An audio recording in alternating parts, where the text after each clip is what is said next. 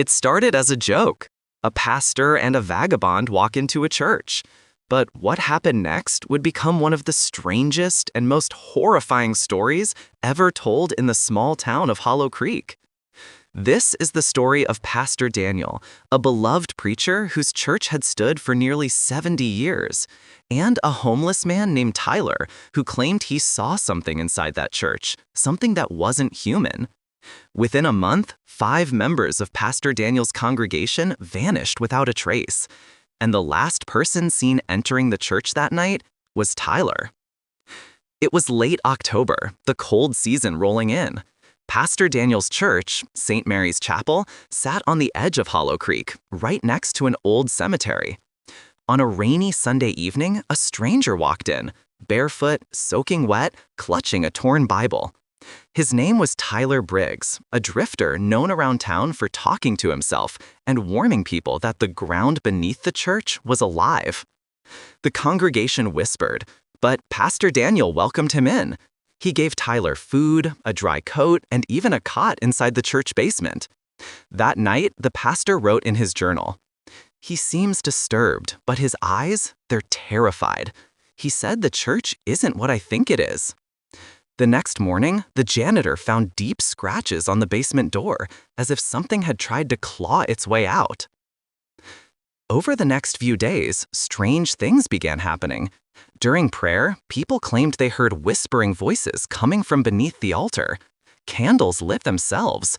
Choir members felt unseen hands brush against them. And Tyler, he started sleeping outside instead of the basement. He said the air inside smelled like rot and iron. One night, Pastor Daniel confronted him. "Daniel, you've been scaring my congregation, Tyler. What's going on?" "Tyler, you ever wonder why the church bells ring at 3:17 a.m.? You think that's a clock error? No, Pastor, that's when they wake up." Daniel laughed it off. But that same week, Mrs. Lang, the church organist, vanished.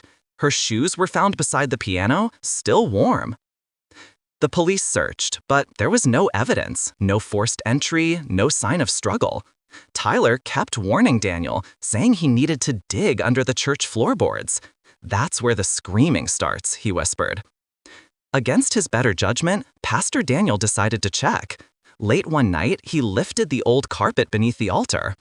There, hidden under a loose wooden plank, he found a staircase leading down into darkness. The air below was freezing.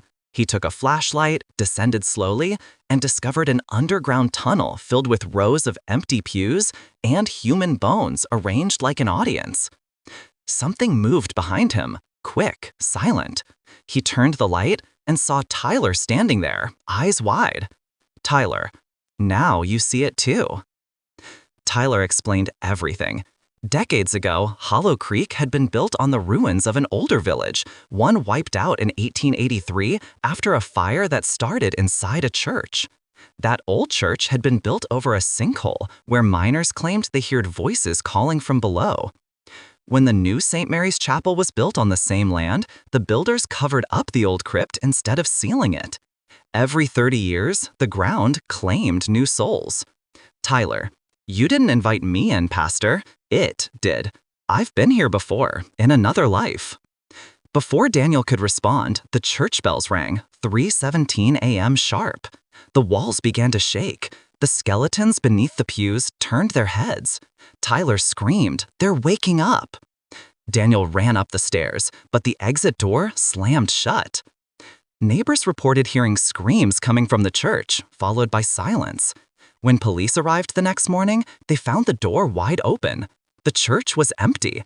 No sign of Pastor Daniel, no sign of Tyler, no footprints, nothing. Only the altar was disturbed, and on it lay the pastor's open Bible. Inside, scrawled in red ink, were the words, "The vagabond walks free. The shepherd stays." 3 weeks later, the church was officially closed. But here's where it gets worse. Construction workers hired to demolish the building claimed they saw someone standing at the pulpit wearing Pastor Daniel's robe, preaching to an invisible crowd. They quit the same day. Years later, a traveler passing through Hollow Creek saw a small tent set up near the old church ruins. Inside sat a homeless man with gray hair, humming hymns, reading from a torn Bible. When asked his name, he smiled faintly and said, "Daniel." The man walked away into the woods and was never seen again. So maybe the real question isn't who walked out of that church, it's which one. If you enjoyed this story, subscribe for more mysteries and leave a comment about what you think woke up under St. Mary's. Thank you for listening.